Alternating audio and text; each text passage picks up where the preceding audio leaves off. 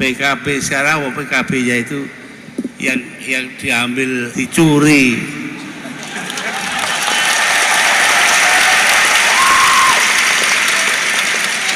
Dicuri dengan bantuan pemerintah.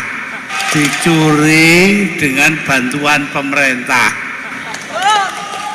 Kena karma Gus Dur, SBY tak boleh baper jika Menkumham sahkan Demokrat versi Muldoko.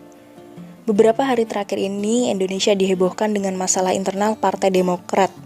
Rame, ricuh, dan baru saja Kepala Kantor Staf Presiden KSP Muldoko terpilih sebagai Ketua Umum Partai Demokrat dalam Kongres Luar Biasa atau KLB. Kubu kontra Agus Harimurti Yudhoyono atau AHY Jumat 5 Maret 2021. Saya tak akan membahas tentang detail kericuhan tersebut, biarlah itu menjadi urusan internal Partai Demokrat.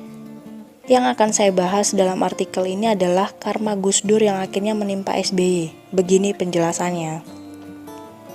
Dulu saat SBY menjadi Presiden RI terjadi konflik di tubuh Partai Kebangkitan Bangsa atau PKB yang tak kunjung selesai.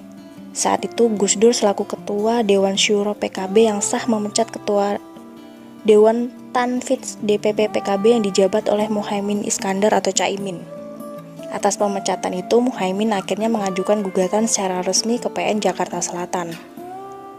Dari sinilah akhirnya terjadi dualisme kepemimpinan dalam tubuh PKB. Pertama adalah PKB KH Abdurrahman Wahid alias Gus Dur. Gus Dur akhirnya menggelar Muktamar Luar Biasa atau MLB di Ponpes Al Asriyah Parung Bogor. MLB ini menghasilkan keputusan Gus Dur sebagai Ketua Umum Dewan Syuro PKB. Sementara Ali Masykur Musa menggantikan Muhaimin sebagai Ketua Umum Dewan Tanfidz dan Yeni Wahid tetap jadi sekjen. Kepemimpinan kedua adalah PKB Muhaimin yang menggelar MLB yang lebih mewah dari MLB Parung di Hotel Mercure Ancol. MLB ini menghasilkan keputusan Muhaimin sebagai Ketua Umum PKB, sementara KH Aziz Mansur diplot sebagai Ketua Dewan Syuro dan Lukman Edy sebagai sekjen. Sampai di pembahasan ini jujur saya tidak respect pada kelakuan Muhaimin. Jasinfo PKB itu dideklarasikan oleh para Kiai NU. Salah satu dari Kiai NU itu adalah Gus Dur yang merupakan paman dari Muhaimin, jadi Caimin ini keponakannya Gus Dur. Muhaimin dipecat Gus Dur, harusnya ya sudah terima saja. Jika Muhaimin masih ingin berkiprah di dunia perpolitikan ya silahkan bikin partai sendiri di luar PKB. Bukannya malah bikin PKB tandingan, mengkurang ajari Gus Dur seperti itu. Jadi di mata saya Caimin ini memang tidak punya unggah-ungguh, tak tahu cara memperlakukan orang tua yang sudah banyak berjasa dalam kehidupan dan karir politiknya. Apalagi Gus Dur adalah bapak bangsa. Tragisnya, SK atau Surat Keputusan Menkumham Menteri Hukum dan HAM yang saat itu dijabat oleh Andi Matalata selaku Menteri di Kabinet Indonesia Bersatu, Presiden SBY justru mengesahkan Muhaimin sebagai Ketua Umum Dewan Tanfidz DPP PKB sesuai dengan Keputusan Menkumham RI nomor M 02 UM 0608 tahun 2005, tertanggal 8 Juni 2005. SK itu juga mengesahkan Lukman Edy sebagai Sekjen Dewan Tanfidz DPP PKB.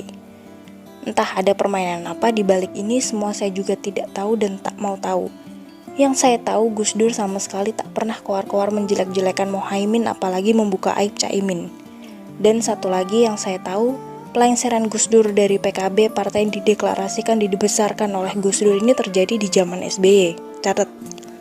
Lalu jika sekarang kita diperhadapkan pada carut-parut di internal Partai Demokrat yang akhirnya memunculkan nama Muldoko sebagai Ketua Umum Partai Demokrat hasil KLB yang kontra pada kepemimpinan AHY anak SBY, disitulah saya langsung teringat pada Gus Dur yang sudah menerima perlakuan sangat menyakitkan di zaman pemerintahan SBY.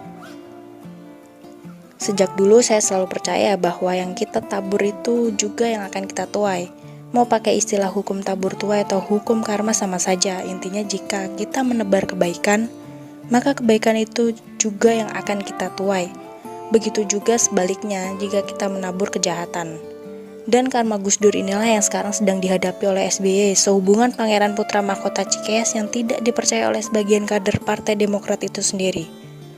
Dari sini SBY sudah seharusnya merenung dan introspeksi diri tentang segala kelakuannya di masa lalu sampai sekarang makin lama makin tak sedap dipandang mata. Sampai di titik ini sudah seharusnya dan sepantasnya SBY juga tak perlu baper apalagi marah menyalahkan sana-sini jika nantinya Yasona Lawli selaku Menkumham RI saat ini justru menerima dan mengesahkan Partai Demokrat kubu Muldoko. Akhirnya saya bisa mengambil kesimpulan hukum tabur tuai dan hukum karma itu memang nyata. Makanya jadi orang jangan jahat, Tuhan tak suka.